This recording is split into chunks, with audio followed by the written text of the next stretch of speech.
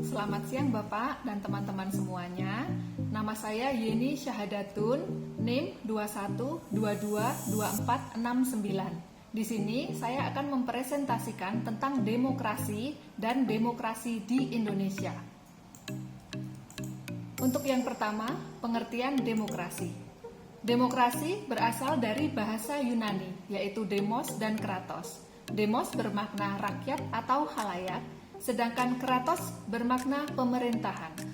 Demokrasi sebagai sistem pemerintahan yang mengizinkan dan memberi hak kebebasan kepada warga negaranya untuk berpendapat dan turut serta dalam pengambilan keputusan di pemerintahan. Setiap negara tentunya menganut sistem pemerintahan yang berbeda. Demokrasi sendiri merupakan sistem pemerintahan yang di dalamnya selalu melibatkan rakyat dalam setiap pembuatan hukum suatu negara. Demokrasi mengizinkan warga negara untuk berpartisipasi, baik secara langsung atau melalui perwakilan dalam perumusan, pengembangan, dan pembuatan hukum.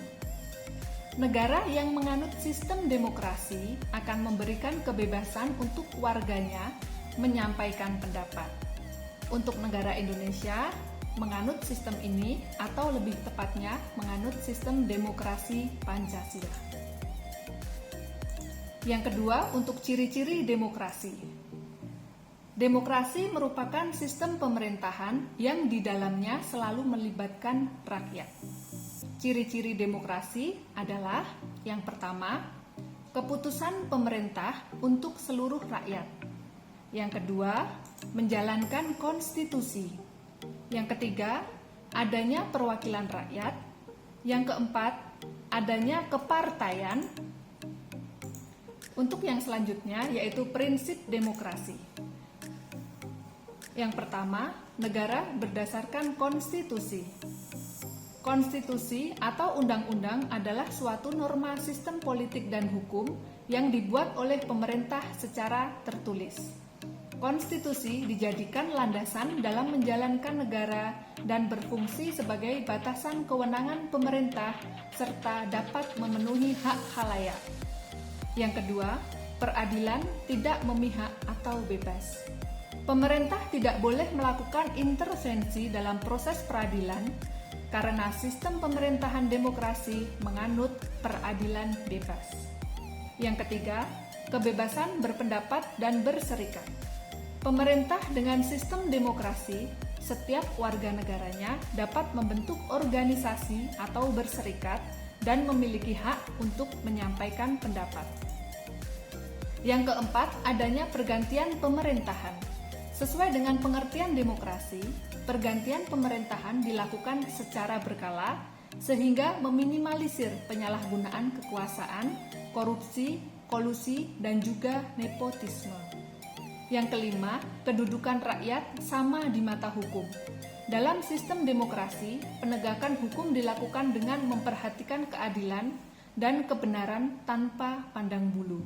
Artinya, setiap warga negara mempunyai kedudukan yang sama di dalam hukum dan pelaku pelanggar hukum dapat mendapatkan hukuman tegas sesuai pelanggarannya. Yang keenam, adanya jaminan hak asasi manusia. Sesuai dengan makna demokrasi, perlindungan HAM menjadi salah satu atau hal yang utama di dalam sistem demokrasi.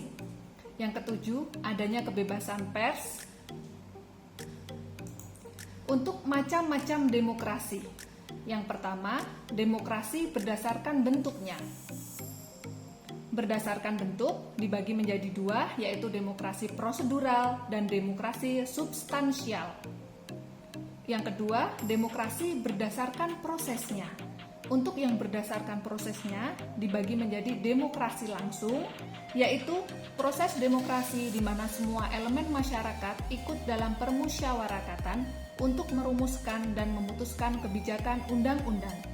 Yang kedua, demokrasi tidak langsung, yaitu proses demokrasi di mana kebijakan umum dan undang-undang dirumuskan dan diputuskan oleh lembaga perwakilan rakyat, misalnya Dewan Perwakilan Rakyat. 3. Demokrasi berdasarkan ideologinya. itu dibagi menjadi 3. Yang pertama yaitu demokrasi liberal, yaitu ideologi demokrasi yang berlandaskan pada kebebasan individu.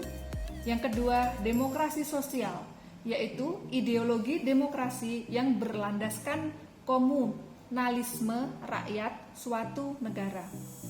Yang ketiga, demokrasi Pancasila, yaitu ideologi demokrasi yang berlandaskan kepada nilai-nilai Pancasila.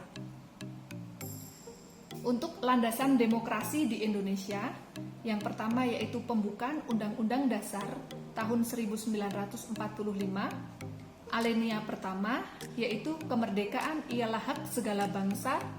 Alinea kedua, mengantarkan rakyat Indonesia ke depan pintu gerbang kemerdekaan Indonesia yang merdeka, bersatu, berdaulat, adil, dan makmur.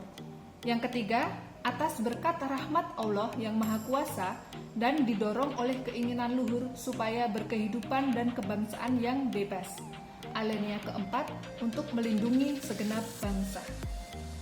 Terdapat juga dalam batang tubuh Undang-Undang Dasar tahun 1945, yaitu pada pasal 1 ayat 2, pasal 2, pasal 6, pasal 24 dan pasal 25, pasal 27 ayat 1 dan pasal 28. Demikian presentasi saya tentang demokrasi dan demokrasi di Indonesia. Terima kasih.